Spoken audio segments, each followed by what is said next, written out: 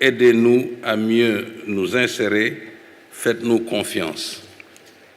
Monsieur le Président de la République, Monsieur le Président du Conseil économique, social et environnemental, Madame, Messieurs les ministres d'État, les ministres, Madame, Messieurs les partenaires au développement, Monsieur le Président d'organisations patronales et des chambres consulaires, et chers collègues, Monsieur le secrétaire général des syndicats des travailleurs, Monsieur le Président du Conseil national de la jeunesse et Monsieur les représentants de la jeunesse, autorités religieuses et territoriales. Monsieur le Président, c'est le secteur privé par ma voix se réjouit de vous présenter cette vision partagée de nos organisations sur l'emploi des jeunes. Monsieur le Président de la République, donner à notre jeunesse des formations qualifiantes, contribuer à rendre plus efficient notre dispositif d'insertion des jeunes en milieu professionnel et soutenir le potentiel entrepreneurial sont les directives présidentielles instruites au gouvernement et partagées avec les partenaires sociaux que nous sommes. En effet, il est aussi de la responsabilité de l'entreprise d'être à l'écoute de notre jeunesse ainsi que de la protéger contre toute précarité et exclusion sociale. Oui, avoir un emploi, ce n'est pas simplement bénéficier d'un contrat de travail et d'un salaire, c'est bien plus que cela. C'est trouver sa place dans la société, cette dignité humaine qui ne peut laisser indifférent tout citoyen sénégalais. Monsieur le Président de la République, le chantier de l'emploi est une priorité nationale et l'exigence de résultats un devoir républicain. L'entreprise dira que 56% des contrats à durée déterminée, enfin, ils ont créé, dans l'emploi qu'on crée, plus de 100 000, 56% sont des contrats à durée déterminée, 25% des contrats à durée indéterminée, 10% des contrats temporaires et saisonniers, 9% des contrats de stage et d'apprentissage. L'entreprise précise aussi qu'elle intègre la mixité professionnelle dans le recrutement des jeunes avec 69% d'hommes et 31% de femmes. Il y a bien une dynamique de création constante d'emplois par le secteur privé et il faut le reconnaître. Monsieur le Président de la République, il m'a semblé important de communiquer des chiffres qui prouvent ainsi, si besoin en était encore, que le PSE est générateur d'emplois. Mais ce n'est pas assez. C'est ça le problème, ce n'est pas assez, et reconnaissons-le. La demande d'emploi jeune est si forte. Nous enregistrons en effet sur le marché du travail, vous l'avez dit, Monsieur le Ministre, tout à l'heure, chaque année plus de 200 000 nouveaux actifs diplômés, qualifiés et à faible niveau d'instruction. Et dans ce contexte où la pandémie sanitaire Covid-19 a engendré des fractures économiques, financières et sociales à l'échelle du monde, il ne faut pas que la peur d'aujourd'hui et les incertitudes du lendemain animent notre jeunesse. Nous avons eu, en ces moments particulièrement difficiles, à partager un bon partenariat public-privé. Et c'est le lieu de féliciter les ministres Abdoulaye Daouda Diallo et Amadou Hott. Et aussi tous les autres ministres, les dames Diop, beaucoup avec lesquels nous nous sommes concertés. Votre réponse, Monsieur le Président, à ce choc exogène et brutal, elle a été immédiate. Les lignes et dogmes de notre gouvernance économique, financière et sociale ont été réajustés.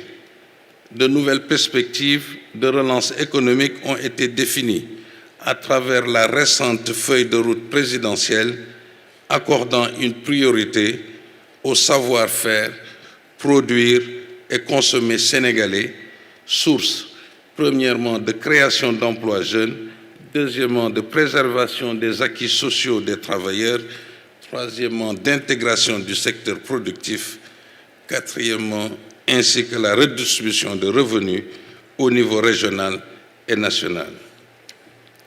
Le savoir-faire sénégalais doit répondre aux exigences de qualité de nos produits et services. Le produire sénégalais génère pouvoir d'achat, valeur ajoutée nationale et emploi durable. Le consommer sénégalais permet cette redistribution de revenus aux populations. L'entreprise vous sollicite, Monsieur le Président de la République, pour le lancement officiel du mois du consommé local. Les chemins de la souveraineté alimentaire et du contenu local sont tracés dans le PAP 2A et l'entreprise se réjouit des décisions prises pour intensifier l'exécution des programmes et augmenter les ressources budgétaires pour l'emploi des jeunes, notamment dans le cadre de la Convention nationale État-employeur, dont le montant alloué est passé de 1 à 15 milliards de francs. Ceci étaient nos recommandations dans nos concertations avec l'État, de le monter à 15 milliards, parce que 1 milliard, c'est 1000 emplois, 15 milliards, c'est 15 000 emplois jeunes supplémentaires, et c'est important. Cependant, nous notons également que les questions relatives à l'emploi dans le secteur privé sont complexes, transversales et interpellent plusieurs départements ministériels. Alors l'entreprise, soucieuse et souhaitant créer davantage d'emplois, vous sollicite, Monsieur le Président de la République, pour que chaque département ministériel puisse évaluer l'impact sur l'emploi de sa politique sectorielle et de toute mesure administrative affectant le secteur productif avant qu'elle ne soit prise.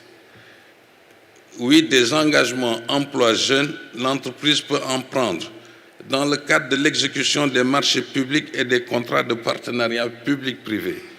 Il suffit, à notre sens, d'introduire dans les dossiers d'appel d'offres ou dans de nouveaux paramètres ou après attribution, d'exiger à toute entreprise ayant bénéficié d'un marché public de prendre un quota de jeunes pour la formation et pour leur emploi.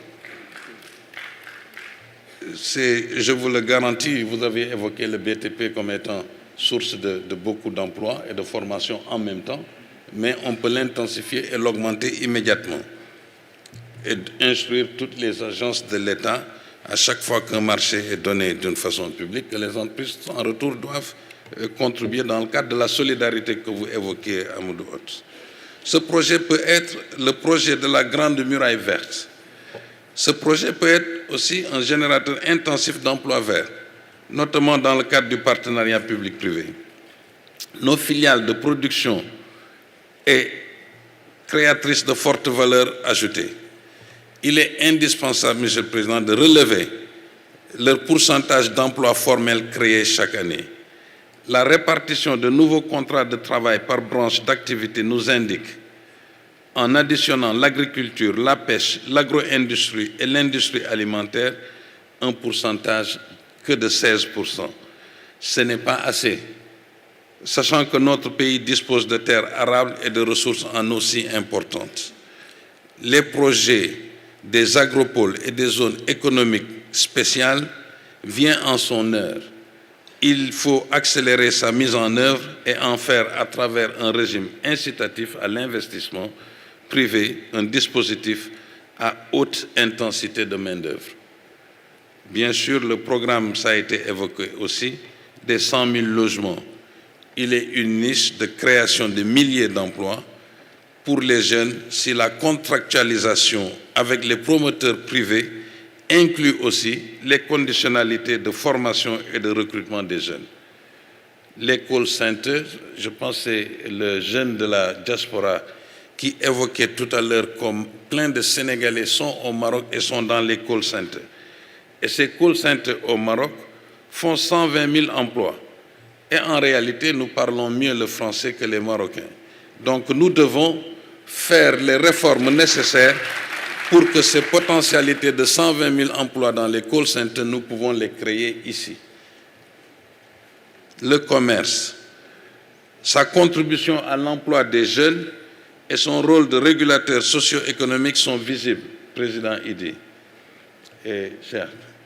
Les commerçants vous réaffirment leur volonté d'accompagner la migration des emplois informels vers le formel dans le cadre de la réalisation du programme de modernisation des marchés qu'il faut accélérer, c'est leur engagement, de la création de nouveaux réseaux de distribution de proximité ainsi que d'espaces de services financiers et non financiers qui aussi créeront des emplois. Et pour finir, Monsieur le Président de la République, permettez-moi de souligner cette nécessité d'avoir au niveau des 3 FPT un guichet exclusivement réservé à l'insertion des jeunes. D'avoir aussi ce besoin de renforcer les capacités techniques et financières des chambres des métiers. Et cette urgence à rendre opérationnel le dispositif de financement des entreprises du PAP-DESA pour la relance économique. À Modouat, on attend le dispositif de financement et de renforcement pour relancer la relance économique. Bien sûr, Président, la transformation digitale du secteur privé et de l'administration constitue un grand vivier d'emplois possible. Monsieur le Président de la République, nous n'avons pas évoqué, parce que les perspectives sont toujours bonnes. Bon, il y a ce que nous vivons aujourd'hui, mais il y a la perspective. Nous allons être aussi un pays gazier et pétrolier. Ça veut dire beaucoup plus d'argent dans la caisse d'Ablaye Daouda Diallo, donc beaucoup plus d'investissements publics, privés, et donc beaucoup plus d'emplois. Donc je pense que les perspectives en 2023-2024 sont encore beaucoup plus grandes par le fait de l'économie qui va se générer. Donc le rien ne sera plus comme avant dans nos modes de production, de consommation et de création d'emplois prend forme. Nous y sommes fortement engagés. Nous avons entendu notre jeunesse, nous l'avons compris et nous allons la soutenir. Je vous remercie de votre aimable attention.